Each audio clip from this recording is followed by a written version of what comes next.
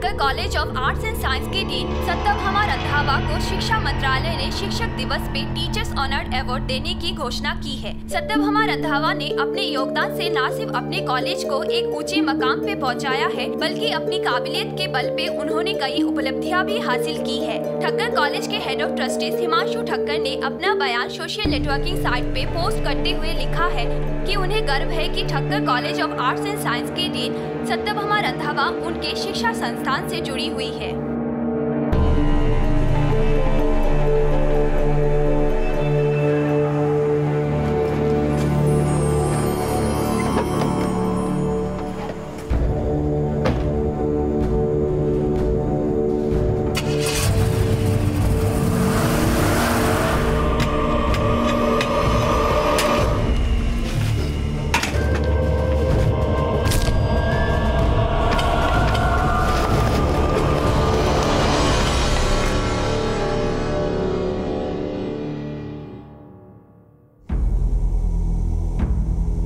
तो आपका कहना है कि आपके कॉलेज की डीन सत्यभामा रंधावा पिछले 4 दिन से कॉलेज नहीं है, उसका फोन भी बंद है और वो अपने घर पर भी नहीं। जी सर, कल एजुकेशन मिनिस्ट्री उन्हें अवार्ड देने वाली थी, लेकिन वो अवार्ड फंक्शन में भी नहीं आई।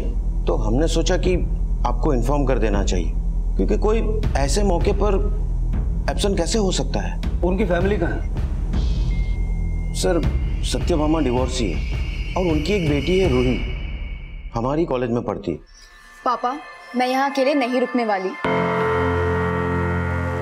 या तो आप मेरे साथ मुंबई में रहो या फिर मुझे अपने साथ पुणे ले चलो। बेटा, मैं यहाँ कैसे रह सकता हूँ? अब वैसे भी एक इम्पोर्टेंट बिजनेस डील के लिए मुझे दिल्ली जाना है।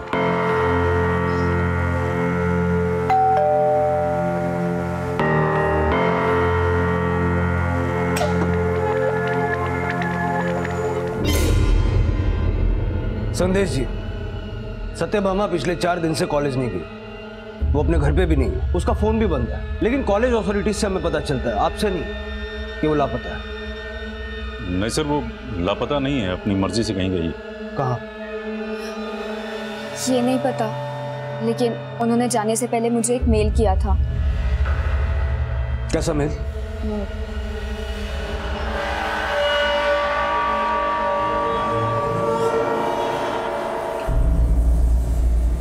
रूही, ये मेरी जिंदगी की सबसे बड़ी हार है कि मैं एक अच्छी माँ नहीं बन पाई।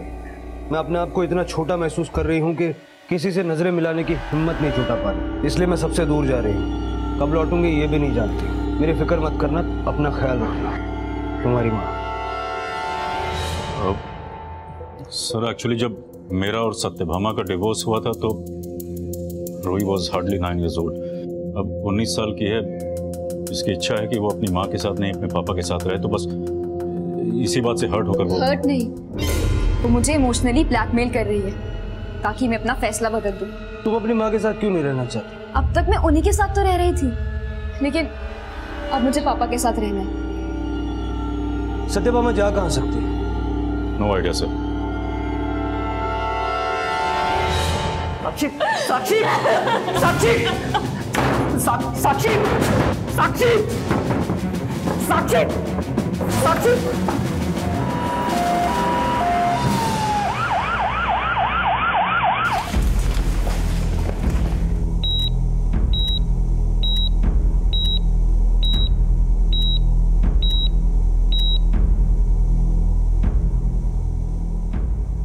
उस पेशेंट की सारी डिटेल्स निकाल के देना।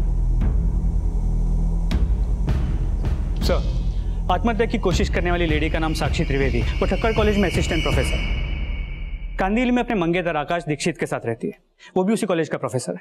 सर, मैंने साक्षी को रोकने की बहुत कोशिश की, लेकिन उसने। ऐसा क्या हुआ जो उसने ऐसा कदम उठाया? सर, किसी ने साक्षी का एक MMS अपलोड कर दिया। तो लगता है जब ये वीडियो बना साक्षी अपने होश में नहीं थी। IT एक्सपर्ट से कांटेक्ट करो, पता करो ये वीडियो किसने, कहां से और कब अपलोड किया है, सारी डिटेल्स निकालो। जी सर। अच्छा प्रभु, ये साक्षी और आकाश उसी कॉलेज के प्रोफेसर है ना जिस कॉलेज की डीन को एजुकेशन मिनिस्ट्री अवार्ड देने वाली थी? जी सर, मैंने उस केस का भी फॉलोअप किया है। तो ये सत्यभामा ना ही अपने घर लौटी है और ना ही उसने अपने घर वालों से कांटेक्ट किया है। पता करो ये वीडियो बनाया कहाँ गया।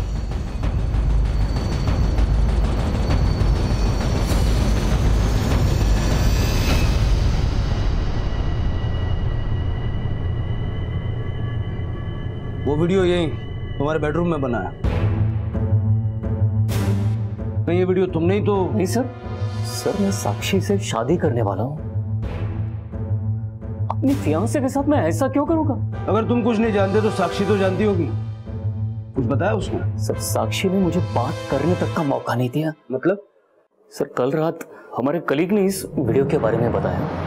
जैसे ही मैंने और साक्षी ने ये वीडियो देखा तो साक्षी ने आकाश, साक्षी साक्षी साक्षी साक्षी मेरी बात सुनो। साक्षी दरवाजा खोलो। साक्षी। सर, पता चला है कि साक्षी के घर उसी के कॉलेज के 3 स्टूडेंट्स ट्यूशन पढ़ने आते थे। मूव।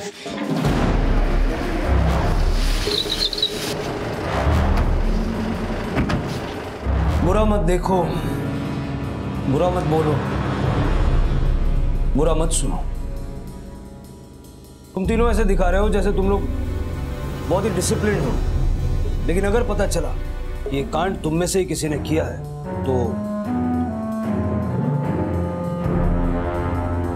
सर, मुझे नहीं लगता कि ये तीनों या कॉलेज का कोई भी स्टूडेंट ऐसी हरकत करेगा। ये किसी बाहर वाले का काम है। बाहर वाले का क्या, किसी घर वाले का भी काम हो सकता है। आकाश और साक्षी के कॉल रिकॉर्ड से पता करो वाकई इनके बीच सब कुछ ठीक भी था या कहानी कुछ और ही है। सर।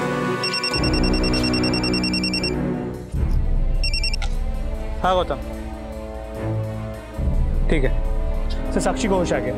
चल।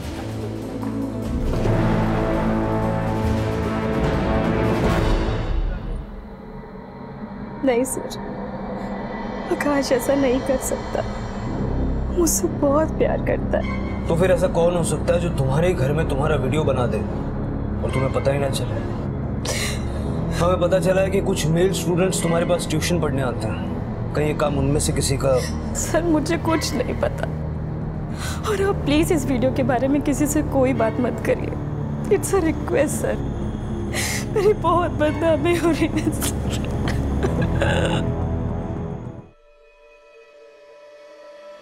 सर, ये वीडियो 2 सितंबर दोपहर 12:15 बजे अपलोड किया गया है किसी फेक आईडी से। अपलोड करने वाले ने पीसी या लैपटॉप से नहीं बल्कि एंड्रॉयड फ़ोन से ये अपलोड किया गया। Android phone? जी, लेकिन अपलोड करने के लिए सिम कार्ड का नहीं, वाईफाई कनेक्शन का यूज़ हुआ है। अपलोड कहाँ से हुआ है?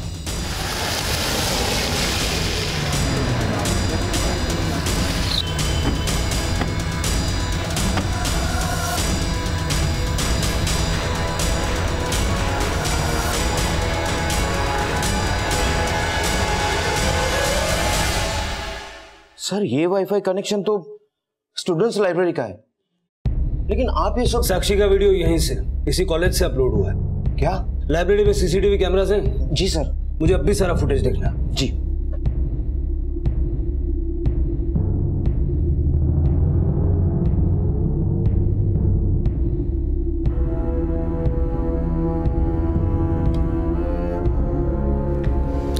लाइब्रेरी का है? नीचे, फर्स्ट फ्लोर।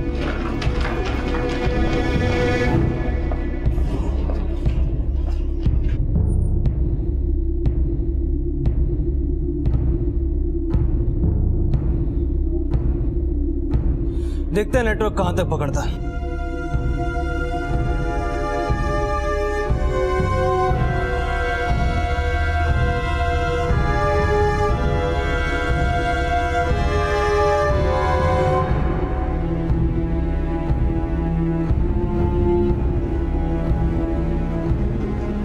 नेटवर्क तो फुल है।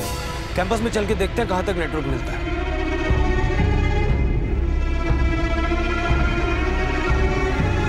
यहाँ तक नेटवर्क मिल रहा है और ये जगह भी बड़ी सुनसान। किसी ने बड़ी चालाकी से यहीं खड़े रहकर वाईफाई नेटवर्क यूज किया ताकि वो सीसीटीवी में भी ना दिखे। सर, मैं 2 सितंबर को एब्सेंट था सर। सर, आप कॉलेज में किसी से भी पूछ सकते हैं। यही तो तेरी चालाकी है। तू 2 सितंबर को कॉलेज में आया था लेकिन क्लास अटेंड नहीं की और अपने टीचर का वीडियो अपलोड किया। नहीं सर, मैंने कोई वीडियो अपलोड नहीं किया। नहीं सर, मैं सच बोल रहा हूँ, आप मेरा विश्वास कीजिए। मैंने वो वीडियो नहीं बनाया और ना ही उसे अपलोड किया। ऐसे साइट्स पे तो मैं लॉगिन भी नहीं करता। इनफैक्ट मुझे तो ये भी नहीं पता कि वीडियो अपलोड करते कैसे। अच्छा सर, सच बोल रहा हूँ सर। सर, जिस IMEI नंबर के फ़ोन से वीडियो अपलोड किया गया था वो साक्षी के घर पढ़ने आने वाले तीनों स्टूडेंट्स और आकाश के फ्रेंड अंकित किसी के फोन से मैच नहीं करता। पता लगाओ ये IMI कोड वाला फोन कौन से मोबाइल स्टोर से खरीदा गया।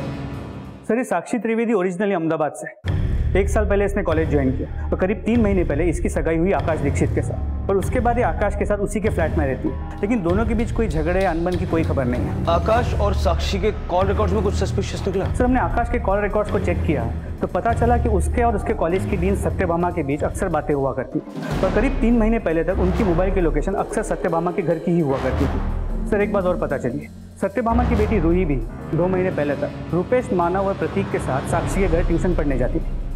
प्रभु ऐसा करो, इस सत्यभामा, उसकी बेटी रूही और उसके एक्स हस्बैंड संदेश के कॉल रिकॉर्ड्स में निकल पाओ। पुलिस अब ये पता लगाने में जुट गई कि साक्षी के वायरल वीडियो का केस कहीं सत्यभामा के अचानक गायब हो जाने से तो नहीं जुड़ा, और सत्यभामा की कॉल डिटेल में कुछ नए समीकरण सामने आए। सर सत्यभामा की फोन लोकेशन के मुताबिक 2 सितंबर को सुबह 9 बजे से शाम 5 बजे तक वो कॉलेज में थी, फिर शाम को 6 बजे से 10 बजे तक वो घर में थी। 10 बजे वो अपने घर से निकली और 10:30 बजे घोड़बंदर रोड पहुंची। घोड़बंदर रोड? जी सर। और उसके 1 घंटे 20 मिनट बाद 11:50 से सुबह 6 बजे तक उसकी मोबाइल की लोकेशन वडोदरा की तरफ मूव कर रही थी। 6 बजे वडोदरा पहुंची और उसका मोबाइल स्विच ऑफ हो गया, जो अब तक बंद है। 1 घंटा 20 मिनट घोड़बंदर रोड में, वहां किससे मिलने गई हो? सर 2 सितंबर को संदेश की फोन की लोकेशन घोड़बंदर रोड की ही थी, और रात 10:30 बजे तक रूही का फोन भी उसी एरिया में एक्टिव था, जिसके बाद उसका फोन स्विच ऑफ हो गया। और अगले दिन रात 8 बजे जब उसका फोन स्विच ऑन हुआ, वो अपने पिता संदेश के साथ पुणे में थी। सत्यभामा ने रूही को मेल किया था 2 सितंबर रात 11:45 को, यानी कि वडोदरा जाने से ठीक 5 मिनट पहले। सर उसी रात सत्यभामा ने रात 10 और 10:30 के बीच रूही को 3 वॉइस मैसेज भी भेजे थे। मैं उनका फोन रिसीव करती तो वो मुझे घर बुला लेती, इसलिए मैंने फोन ऑफ कर दिया। आप तब रूही के साथ थे? जी, वो एक्चुअली मैं 1 सितंबर को पूना से मुंबई आ गया था। मैं पूना में ही रहता। रुके कहाँ थे? Hotel blue star, Ghodbunder road, Thane. Satyabhama के फोन की लास्ट लोकेशन उस रात की घोड़बंदर रोड की है।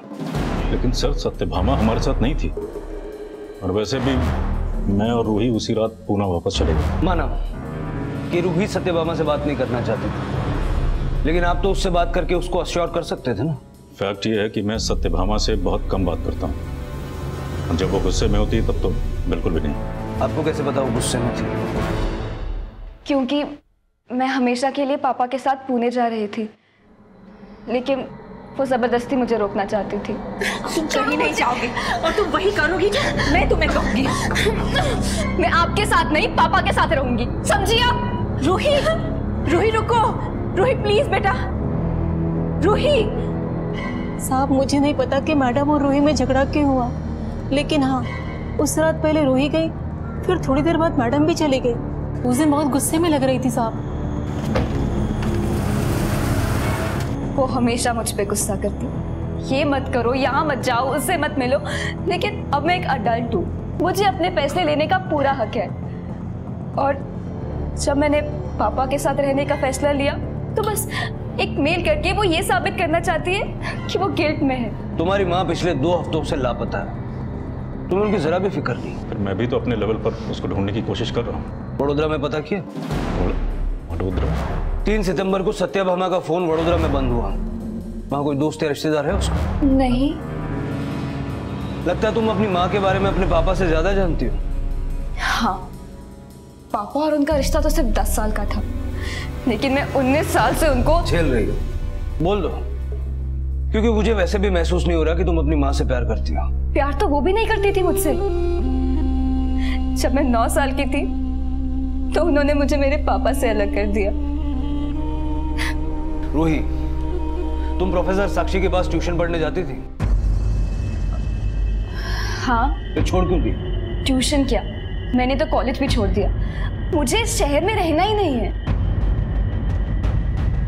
प्रोफेसर आकाश का तुम्हारे घर आना जाना था?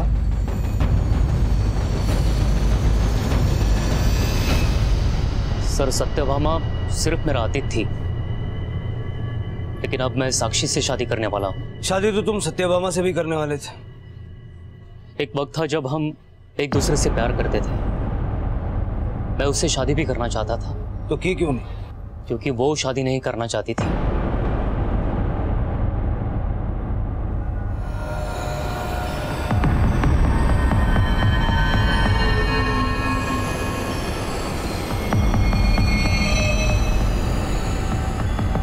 तुम किसी से भी मिलो, मुझे क्या प्रॉब्लम हो सकती है? मैं तो सजेस्ट कर रहा हूँ कि अगर वो इतना पसंद है शादी कर लो उससे। तुम चाहते हो कि मैं शादी कर लूं ताकि तुम मुझे एलिमनी देने से छुटकारा पा लो? भूल गया था कि या तो तुम फ्लर्ट करती हो या फ्रॉड, जैसा तुमने मेरे साथ किया एलिमनी पाने के लिए। इतना पैसा है तुम्हारे पास, 1 लाख रुपए महीना देने के लिए तुम्हारी जान जा रही है? 1 लाख नहीं, तुम्हें जितना पैसा चाहिए ले लो, लेकिन प्लीज रूही को मेरे साथ रहने दो। देखो रूही तो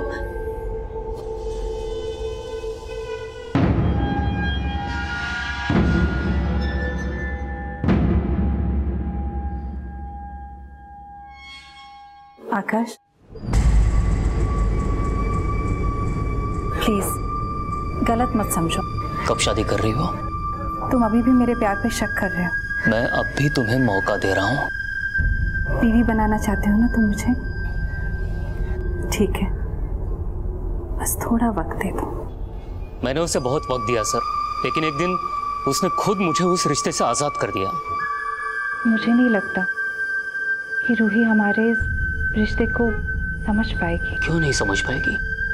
मैं रूही से बात करता हूँ। नहीं आकाश, तुम रूही से इस बारे में कोई बात नहीं करोगे। मतलब तुम मुझसे शादी नहीं करोगी? तुम क्यों नहीं समझ रहे हो इस बात को?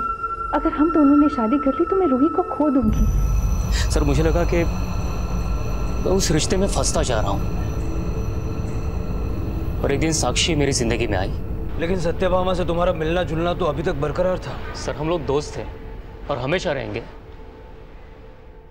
सर, जिस IMEI नंबर के एंड्रॉयड फोन से साक्षी का वीडियो अपलोड हुआ था, वो एक स्टोर से 29 अगस्त को खरीदा गया था। उस स्टोर की 29 अगस्त की CCTV फुटेज।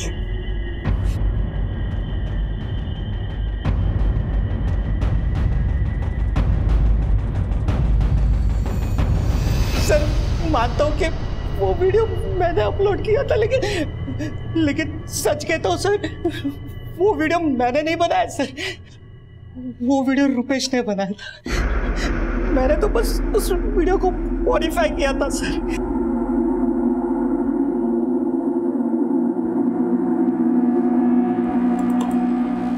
अरे यार जल्दी करना यार प्रतीक, कितना टाइम लगा रहा है तू? जल्दबाजी मत कर यार, थोड़ी सी भी मिस्टेक हो गई ना तो झट से पकड़ा जाएगा कि वीडियो में तू है। अपलोड किसके कहने पे किया? मस्ती में।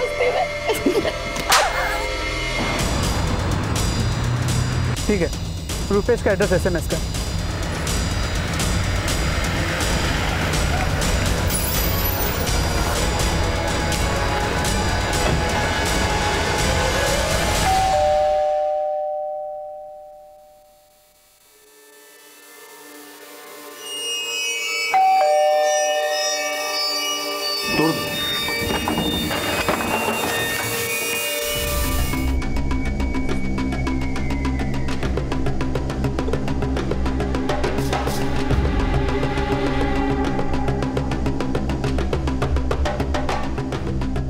याला बरोबर चेक कर, नंतर रूम्स पण चेक कर। सर, सुसाइड नोट रुपेश के पॉकेट से मिला है। Sorry Sakshi ma'am, sorry Ruhi, sorry Satyabhama ma'am. Sakshi को उसने सॉरी लिखा क्योंकि उसने साक्षी का वीडियो बनाया था, लेकिन ये रूही और सत्यभामा को उसने सॉरी क्यों लिखा? रुपेश ने वीडियो बनाया क्यों और अचानक आत्महत्या कर ली? कहीं ऐसा तो नहीं है कि ये मर्डर है जिसको आत्महत्या की शक्ल दी जा रही है? सर मैंने प्रतीक से फिर से पूछताछ की, लेकिन उसने वही बातें दोहराई जो उसने पहले कबूल की। प्रभु, इस केस में काफी कुछ बार बार दोहराना पड़ेगा। पहले सत्यभामा का अचानक शहर छोड़ देना,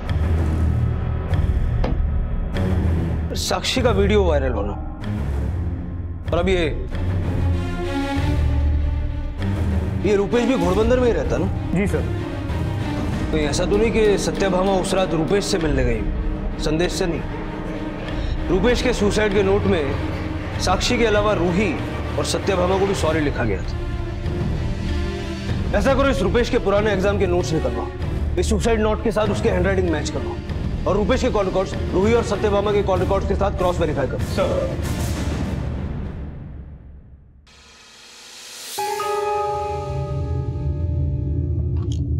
रूही, सत्यभामा का कोई मेल, मैसेज या कोई फोन आया?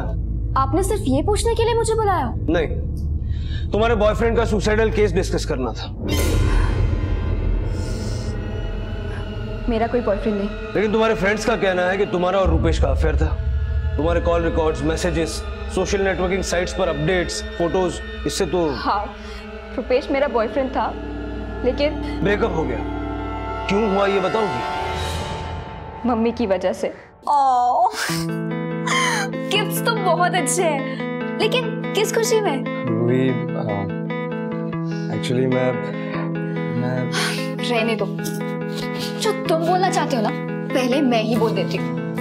I love you, Ruhi.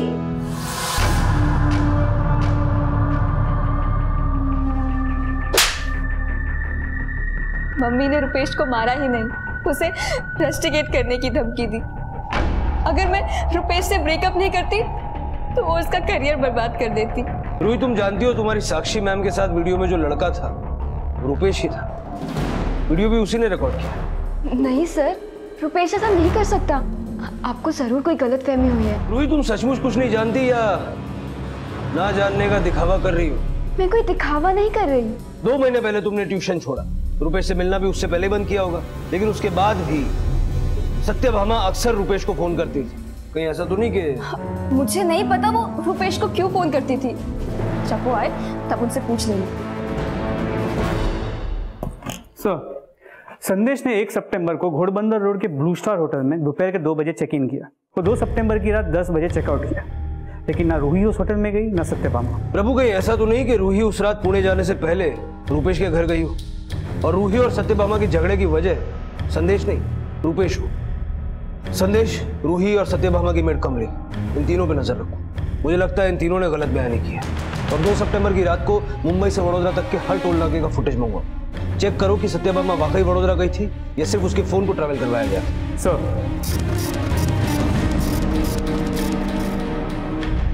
Police अब ये पता लगाने में जुट गई कि आखिरकार सत्यभामा कहाँ थी। पुलिस हर एंगल से इस केस को इन्वेस्टिगेट कर रही थी और जल्द ही सत्यभामा से जुड़ा एक क्लू उनके हाथ लगा।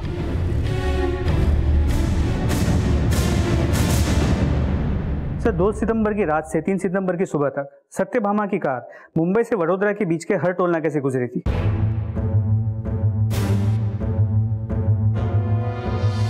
गाड़ी तो सत्यभामा की है, लेकिन चेहरा ठीक से दिखाई नहीं दे रहा।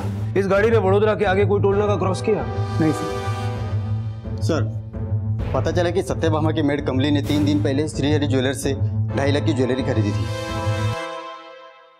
सर, मैं सच बोल रही हूँ, वो पैसा मैंने पाई पाई करके जोड़ा है। मैं चोर नहीं हूँ साहब, मैंने कोई चोरी नहीं की। रूही ने तुम्हारे नाम की चोरी की शिकायत दर्ज की है। क्या? संदेश का भी यही मानना है। वो सारे लोग झूठे हैं साहब। उन लोगों ने तो मुझे खुद 3 लाख रुपए दिए हैं कि मैं आपसे कुछ भी सच ना बताऊं। कौन सी सच्चाई?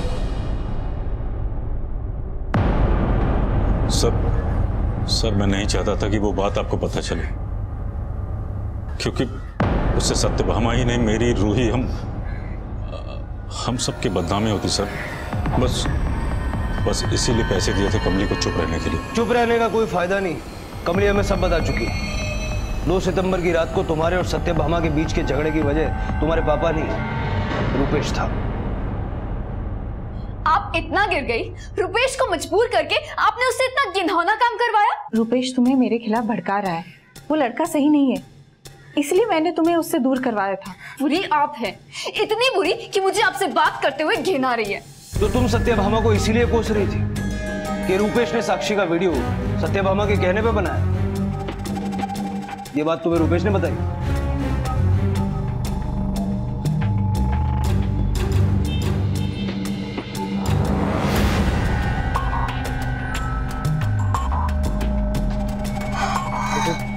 देखो प्लीज, मुझे तुम गलत मत समझना। तुम्हारी मॉम नहीं कहा था मुझे ये सब कुछ करने के लिए।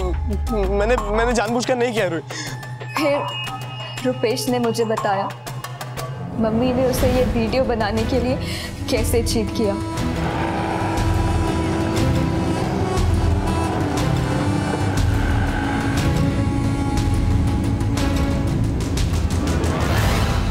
रुपेश, मैम आ जाओ, अंदर आके बैठ जाओ। नहीं थैंक यू मैम, मैं चला जाऊंगा।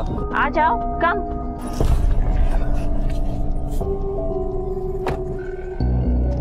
तो तुम रूही से सच्ची में प्यार करते हो या ऐसे ही फ्लर्ट कर रहे थे? नहीं मैम, मैं रूही से सच में। साबित कैसे करोगे?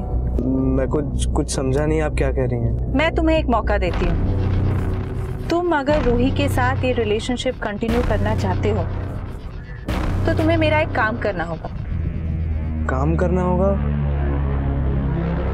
रुपेश मम्मी की बातों में आ गया था। प्रतीक और मानव टाइम से पहले चले जाते हैं और तुम्हें 1 घंटा भी कम पड़ता है। लगता है फीस बढ़ानी पड़ेगी तुम्हारी। कॉफी पियो।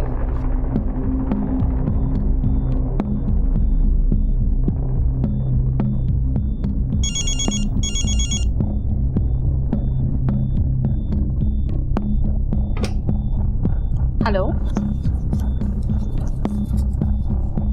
हेलो हेलो, ब्लैंक कॉल थी। हाँ लिखा तुमने? कॉफी पियो, ठंडी हो जाएगी।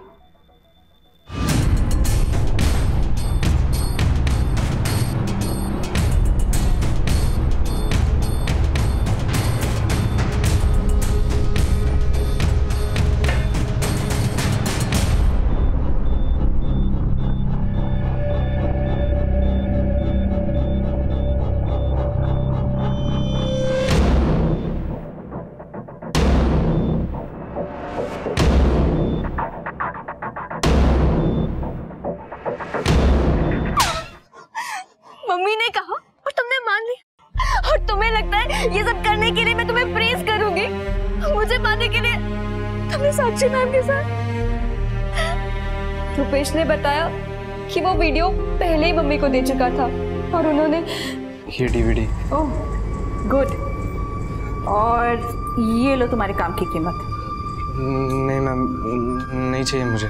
अरे रख लो, और इसके बाद रूही से मिलने की कोशिश भी मत करना। बट मैम आपने तो कहा था कि। क्या कहा था? मैं तो तुम्हें टेस्ट कर रही थी कि तुम रूही से सच्ची में प्यार करते भी हो या फिर। तुमने तो साबित कर दिया कि तुम बहुत ही गिरे हुए इंसान हो। मैं सच में रूही से बहुत प्यार करता हूँ मैम। मैम मुझे कोई पैसे नहीं चाहिए मैम। मैं रूही से सच में बहुत प्यार करता हूँ। Enough! Stop all this! मिलूंगा मैं रूही से, देखता हूँ क्या करती हैं आप। खबरदार जो तुमने रूही से मिलने की कोशिश भी की, नहीं तो इस वीडियो के बेसिस पे तुम्हें पुलिस के हवाले कर सकती हूँ। तुमने इस वीडियो के बारे में साक्षी को बताया था? मैं किस मुंह से उन्हें ये बातें बताती? 2 सितंबर की रात को तुम रुपेश के घर गई थी? मैं रुपेश के घर क्यों जाऊंगी सर? उस दिन मैंने सिर्फ मम्मी के साथ ही नहीं, रुपेश से भी सारे रिश्ते खत्म कर दिए थे। प्रभु ये तो साफ है कि साक्षी का वो वीडियो रुपेश ने ही बनाया, लेकिन साक्षी का ये कहना था कि उसे बिल्कुल भी एहसास नहीं हुआ कि वो वीडियो किसने बनाया, जबकि रूही का ये कहना है कि सत्यभामा ने वो वीडियो रुपेश से बनवाया। कोई ऐसा तो नहीं है कि ये वीडियो बनवाने के पीछे सत्यभामा का कोई और ही मकसद हो? तो हो सकता है कि वो इस वीडियो के जरिए साक्षी को बदनाम करके आकाश को अपनी जिंदगी में वापस लाना चाहती है, पर यह भी हो सकता है कि वो आकाश और साक्षी को ब्लैकमेल भी कर रही है। नहीं सर, सत्यभामा ने कभी वो वीडियो दिखा कि मुझे ब्लैकमेल नहीं किया। मुझे नहीं लगता कि वो ऐसा कर सकती है। अगर सत्यभामा ने कुछ नहीं किया तो क्या रूही झूठ बोल रही है या रुपेश ने रूही से झूठ बोला होगा? सर रुपेश ने ही झूठ बोला होगा। जो ऐसी हरकत कर सकता है उसे सच्चा नहीं कहा जा सकता। सत्यभामा इस हद तक गिर ही नहीं सकती। वो ऐसी नहीं थी आकाश जैसा कि तुम सोच रहे हो।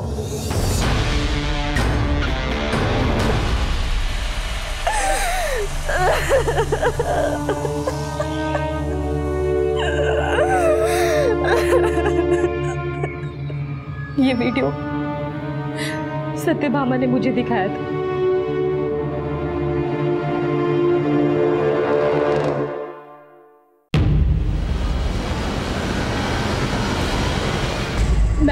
मैम ये अगर तुम नहीं चाहती कि ये वीडियो वायरल हो और आकाश तुमसे अपनी मंगनी तोड़ दे, इससे पहले तुम ही उसे छोड़ दो, नहीं तो ना आकाश तुम्हारा रहेगा और ना ही तुम्हारी इज्जत।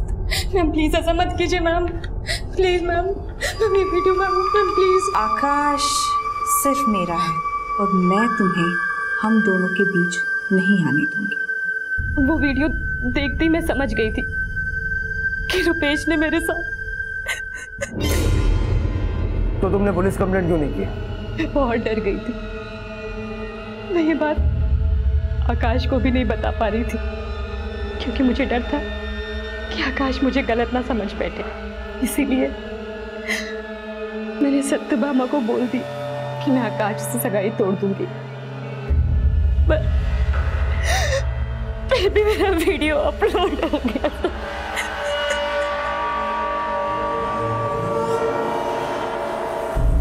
तो साक्षी के बयान से ये तो साफ है कि सत्यभामा इस वीडियो के जरिए आकाश को अपनी जिंदगी में वापस लाना चाहती थी। लेकिन प्रतीक ने इस वीडियो को 2 सितंबर को ही अपलोड कर दिया।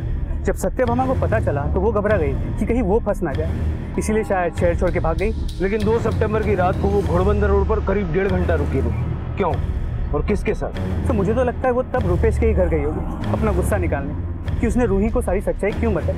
क्या उसे ये भी लग सकता है कि रुपेश ने ये वीडियो अपलोड किया हो उससे बदला लेने के लिए? हाँ प्रभु, लेकिन गुस्सा निकालने के लिए 1.5 घंटा? हाँ गौतम बोलो। ओके सर, सत्यभामा की कार वडोदरा के एक पार्किंग लॉट में मिली है।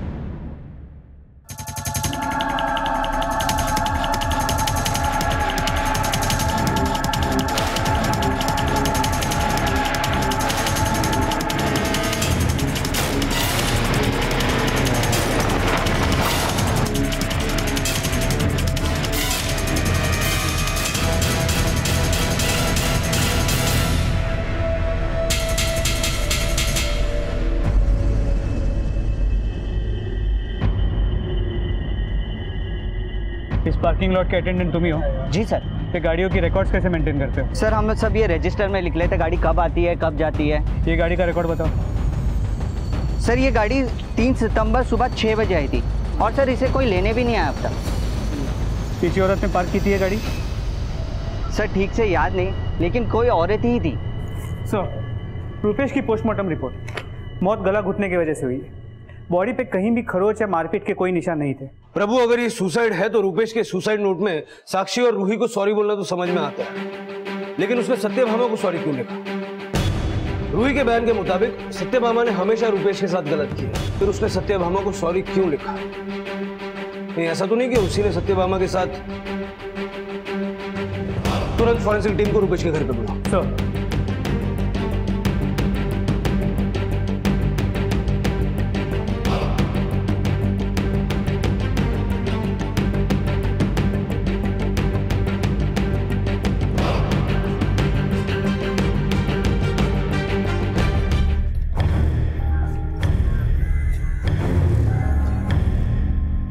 सर जो ब्लड ट्रेसेस रुपेश के घर से मिले थे वो रुपेश के ब्लड से मैच नहीं करते, लेकिन मैंने सत्यभामा के हेल्थ सर्टिफिकेट को चेक किया तो पता चला कि वो ब्लड ट्रेसेस सत्यभामा के ब्लड ग्रुप से मैच करते हैं। कितने पुराने blood traces? Sir exact date तो बताया नहीं जा सकता, लेकिन फोरेंसिक टीम के मुताबिक करीब 20 से 25 दिन पहले इस ब्लड को साफ किया गया।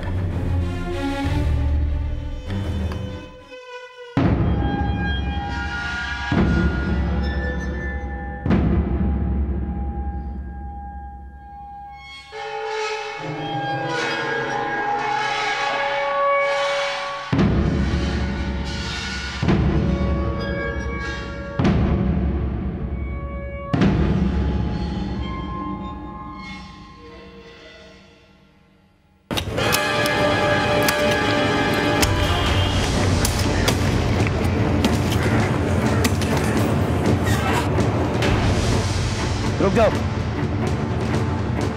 प्रभु सर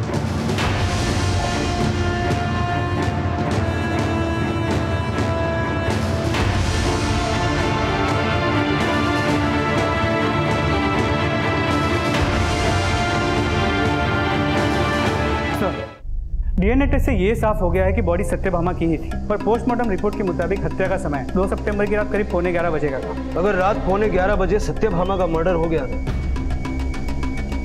तो फिर ये कौन है जो रात 11:15 से सुबह 6 बजे तक मुंबई से वडोदरा सत्यभामा की गाड़ी और फोन लेकर पहुंची?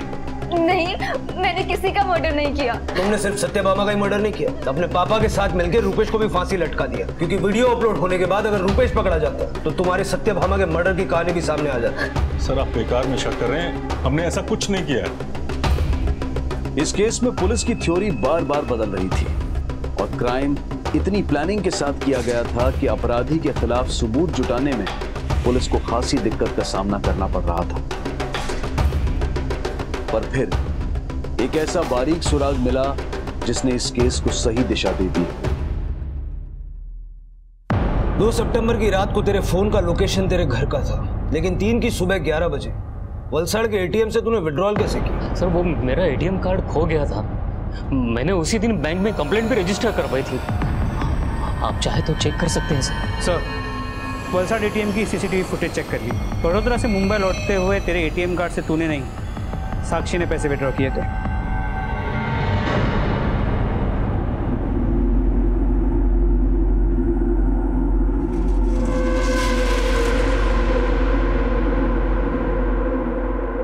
सत्यभामा जोंक की तरह चिपट गई थी मुझसे। मैंने साक्षी के साथ सगाई की तो उससे बर्दाश्त नहीं हुआ और खिलौना बेतरा चल के मुझे ब्लैकमेल करना शुरू कर दिया। अरे ये तुम मुझे ब्लैकमेल कर रही हो? तुम अब मेरे हाथों की कठपुतली बन चुके हो। मैं जैसे नचाना चाहूं तुम्हें नाचना होगा, समझी? उसने मुझे इतना मजबूर कर दिया कि मैं ना चाहते हुए भी उसके हाथों की कठपुतली बन के रह गया था। मैंने साक्षी को सब बता दिया और इससे पता चल गया कि वो वीडियो रूपेश ने ही बनाया होगा। मैं जानता था सत्यभामा की कमजोर नब्ज उसकी बेटी रूही थी और रूही को उससे दूर करने के लिए मैंने रूपेश को उकसाया कि वो रूही को सच बता दे।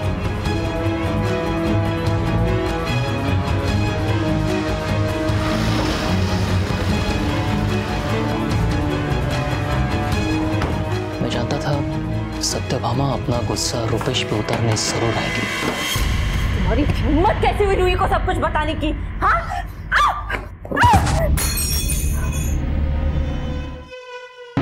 सर ये क्या सर? अगर मैं इसे नहीं मारता तो ये आज तुझे जान से मार देती।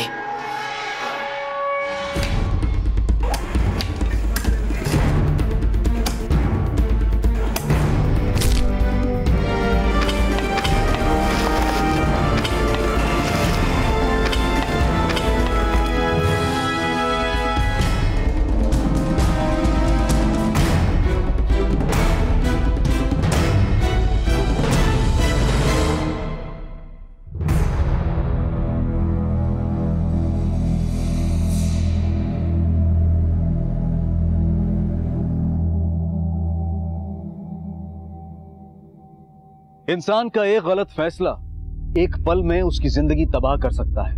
माना कि इस गलती की शुरुआत सत्यभामा ने की, लेकिन रुपेश, आकाश, साक्षी सब अपनी मजबूरियों को अपराध के रंग में रंगते चले गए। इसलिए बेहद जरूरी है कि कोई भी फैसला लेने से पहले हम एक बार ये जरूर सोचें कि जिन बीते हुए दिनों का हिसाब बराबर करने के लिए हम अपने आज को गंवा रहे हैं, आने वाले कल में सिर्फ उसका परिणाम ही हासिल होगा, जिसे बदलने की जरा सी भी गुंजाइश बाकी नहीं होगी। इसी विचार के साथ अब मैं अनूप सोनी आपसे विदा लेता हूं। फिर मुलाकात होगी अगले एपिसोड में एक और चौंका देने वाले केस के साथ। तब तक अपना और अपने परिवार का ख्याल रखें और देखते रहें क्राइम पेट्रोल डायल 100। सबक एक को सीख हम सबको। जय